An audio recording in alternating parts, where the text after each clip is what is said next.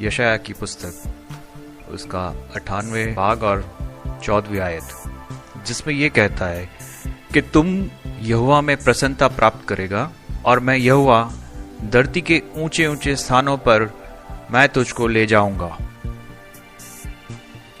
परमेश्वर यहाँ तो आत्मिक ऊंचाई की बात करते हैं। परमेश्वर हमें नीचे नहीं रहने देना चाहते।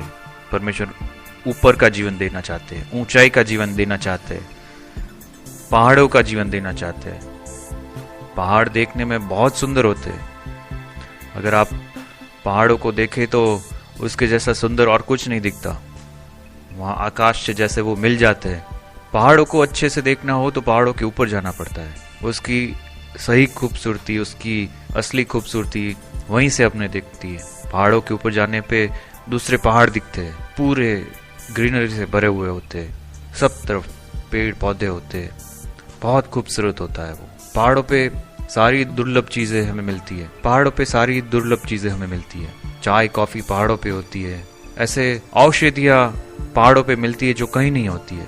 ऐसे फल जहाँ होते हैं जो कहीं नहीं होते। पहाड़ों पे पानी टिक नहीं सकता। पानी पहाड़ों से सीधा नीचे नीचे गिर जाता है। हमेशा पहाड़ों पे फ्रेश वाटर ही होता है। पानी नीचे गिर के आसपास के गांवों को वो पानी मिलता है और उसकी नदियां बन के आगे तक जाती है, जो समंदर में मिल जाती है। पहाड़ों से जो पानी नीचे उतरता है उसी से जो आसपास के इलाके होते हैं उसमें पानी मिलता है। परमेश्वर यहाँ आत्मिक ऊंचाई की बात करते हैं। पहाड़ों के ऊपर जाना आसान नहीं होता। वो रास्ता सीधा नहीं होता, ना ही ढलान वाला होता है। वो ऊपर तरफ आगे बढ़ता है। सीधे रास्ते पे चलना तो बहुत आसान होता है, ढलान वाले पे तो चलना ही नहीं पड़ता। ये जगत ढलान वाला रास्ता है जिसपे हमें चलना नहीं पड़ता। वो खुद ही हमें आगे आगे लेके जाता है और हम इतने आगे आ जाते हैं कि हमें पता ही नहीं चलता कि हम कितने नीचे तक आ गए। पर परमेश्वर का रास्ता पहाड़ का रास्ता है, हमें ऊपर की तरफ लेके जाता है। जहां जाने से पहले आपको पूरा भरोसा होना चाहिए कि आप ऊपर तरफ जाना चाहते हैं। हमें परमेश्वर के भरोसा होना चाहिए कि परमेश्वर हमें ऊपर ले जाएगा। रास्ता आसान नहीं होता है। बहुत बारी हम गिरते हैं, बहुत बारी हम चढ़ते हैं, बहुत परिश्रम लगता है ऊपर जाने के लिए, परंतु उससे हमारा शरीर जो होता है वो बहुत मजबूत हो जाता है और बड़ी ताकत शरीर को लगती है और ऊपर जाने पे वो एहसास होता है कि शरीर में एक मजबूती आ गई है। परमेश्वर हमें वो आत्मिक मजबूती देना चाहते हैं। इसीलिए कठिनाइयों से और तकलीफों से वो हमें गुजार के हमारे को इतना मजबूत कर देते हैं कि हम आत्मा में इतने मजबूत हो जाते हैं कि हमें फिर जगत का कुछ भी हमें डिगा नहीं सकता। हम बहुत स्ट्रांग हो जाते हैं और परमेश्वर से जुड़ जाते हैं, क्योंकि पहाड़ी पे चढ़ने के लिए हमें ऊपर देखना पड़ता है और हम परमेश्वर की तरफ ताकते हैं। परमेश्वर ने सारे ये अद्भुत काम, अपने वचन, अपना दर्शन बहुत बारी पहाड़ों के ऊपर दिया है। अगर हम देखें तो इब्राहिम को वो पहाड़ के ऊपर लेके गए थे जहां पे उसको इसहाक का बलिदान करना था।